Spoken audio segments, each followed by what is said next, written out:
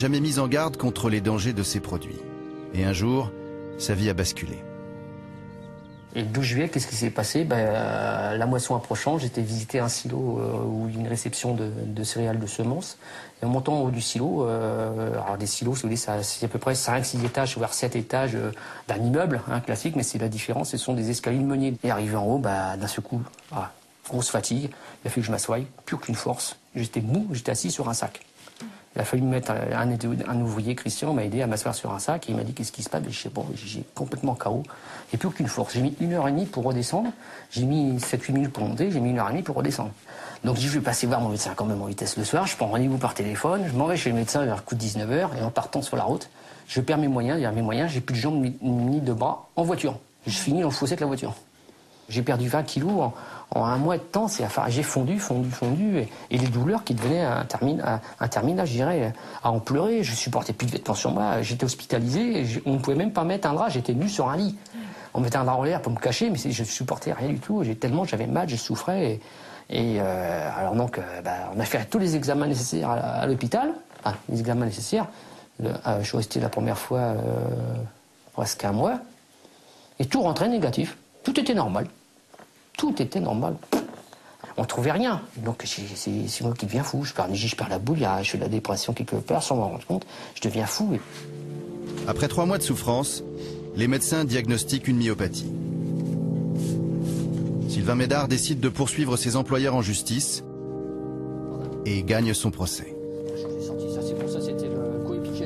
Ça me fait peur, c'est pour les futures générations, pour les agriculteurs, parce que c'est les premières victimes, parce que sont eux qui emploient les matières actives et des produits phytosanitaires, les grosses quantités. Actuellement, il y en a des malades, il y en a même de par ici, il y a des agriculteurs qui sont malades, mais personne n'ose en parler. Vous avez employé un mot tout à l'heure, omerta, c'est peut-être un mot fort, mais je pense que c'est un mot fort, il faut peut-être l'employer aussi quand même, mais bon, c'est tais-toi et continue ta route, c'est tout. Nous retrouvons Jean-Charles Boquet, porte-parole de l'Union des industries de la protection des plantes, dans ses locaux. Ce représentant du lobby des fabricants de pesticides est-il prêt à reconnaître que les produits qu'il défend font des victimes? Chaque fois qu'on a voulu essayer de mettre en évidence une corrélation entre une maladie, donc Parkinson, un certain type de cancer, etc., entre donc l'exposition aux pesticides et l'apparition de ces maladies, les scientifiques reconnus, donc l'INSERM, etc., montrent qu'il n'y a pas de corrélation entre l'exposition des produits et l'apparition de ces dites maladies. C'est faux. L'INSERM est formel, les agriculteurs courent 2 fois plus de risques de développer la maladie de Parkinson et certains cancers. Vous reconnaissez qu'il y a eu des procès gagnés pourtant? Alors il y a eu quelques procès où en fait il a été déclaré qu'il y avait maladie pour cause professionnelle, mais il n'est pas dit que ce sont les pesticides. Un ouvrier agricole, ça met du gasoil dans son tracteur tous les matins. Ça peut être en fait exposé à des produits d'origine animale. Et il y a toutes ces hypothèses aujourd'hui qui doivent évidemment être vérifiées. Un produit phytopharmaceutique utilisé selon les conditions d'emploi qui figurent sur l'étiquette après les évaluations n'a pas d'effet sur la santé, n'a pas d'effet sur l'environnement. Il y a un produit qui aurait un effet sur la santé, donc un effet inacceptable, ne serait pas autorisé. Alors oui, on voit bien le résidu de traitement qui a été fait ces jours-ci. Nous rencontrons Michel Ledoux, l'avocat qui a gagné le procès de Sylvain Médard. Alors, les agriculteurs sont-ils victimes du gazole qu'ils mettent dans leur tracteur plutôt que des pesticides? Alors, attendez, c'est faux. C'est une ânerie, une bêtise incommensurable. On est systématiquement passé par des expertises scientifiques. On sait qu'un certain nombre de tumeurs du cerveau, un certain nombre de cancers de la peau, cancers de la vessie, certaines maladies neurovégétatives comme la maladie de Parkinson, comme Alzheimer, sont fortement soupçonnées d'être provoquées également par la manipulation de produits phytosanitaires. Également la maladie de Charcot d'ailleurs. Et donc quand les victimes vont se multiplier, alors là, on va pouvoir rendre visible l'invisible. Les experts ne cessent de marteler les risques en pointant du doigt certaines pathologies. D'un autre côté, vous avez les industriels qui, naturellement, veulent vendre leur camelote.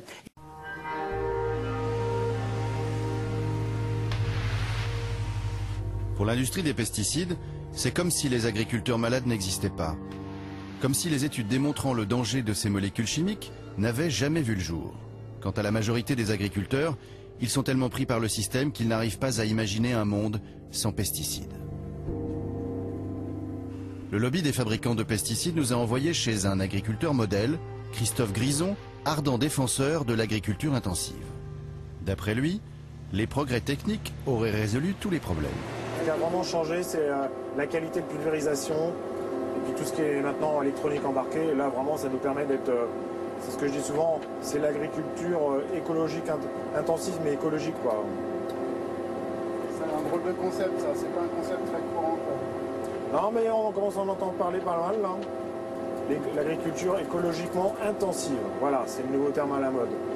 Et les écolos, ils n'emploient pas ce mot-là, quand même. Non, les écolos, ils souhaiteraient qu'on puisse nourrir tous les êtres vivants sur Terre à horizon 2050, environ 9 milliards, vous m'avez dit 10 milliards, sans produits phytosanitaires, sans engrais.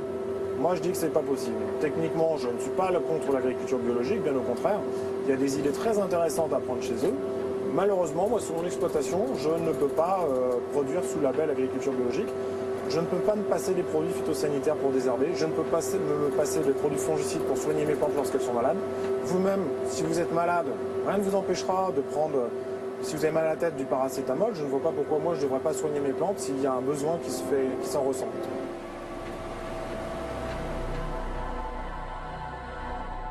On parle beaucoup de l'alimentation conventionnelle et l'alimentation bio par opposition. Ce qui est important, c'est de voir que ce qu'on appelle l'alimentation conventionnelle, c'est une alimentation qui a été inventée en 1950. Rien de tout ce que vous nous décrivez ici n'était pratiqué avant la Deuxième Guerre mondiale. Donc en fait, on a une alimentation chimique et l'alimentation normale, c'est l'alimentation bio, de toute évidence. Il faut qu'on avance progressivement mais rapidement vers une agriculture qui soit débarrassée de cette béquille qui n'est pas utile. On peut parfaitement nourrir la planète sans pesticides, parfaitement nourrir la planète sans pesticides. Il faut être clair sur ce point parce que c'est l'argument majeur qui est brandi en disant mais on ne peut pas nourrir tout le monde.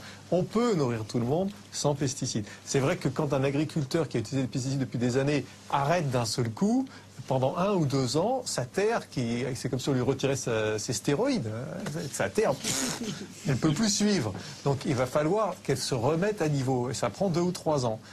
Comme toutes les études ont été faites sur une période de 3 mois, on dit, vous voyez, sans pesticides, on ne peut pas y arriver. C'est pas vrai. On peut nourrir toute la planète sans pesticides. Mais c'est la conclusion de la Food and Agriculture Organization des Nations Unies. C'est pas juste moi qui dis ça.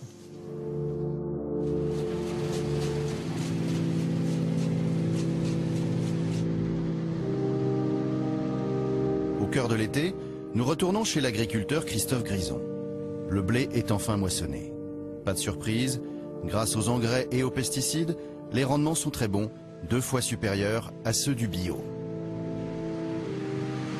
C'est un blé de la variété Bermude qui est destiné à la panification française.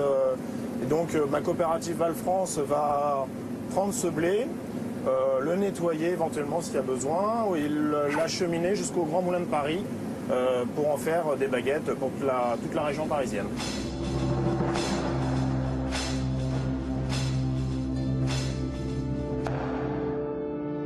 Du champ de blé au pain que nous achetons chez le boulanger, nous poursuivons l'enquête. La farine issue de l'agriculture intensive servira à fabriquer les 100 kilos de pain que chaque Français consomme par an. Mais cette farine est-elle encore saine pour le consommateur? Le blé arrive au Grand Moulin de Paris. Ici, on écrase plus de 2200 tonnes de grains par jour. Un tiers des boulangers français achètent sa farine au Grand Moulin de Paris.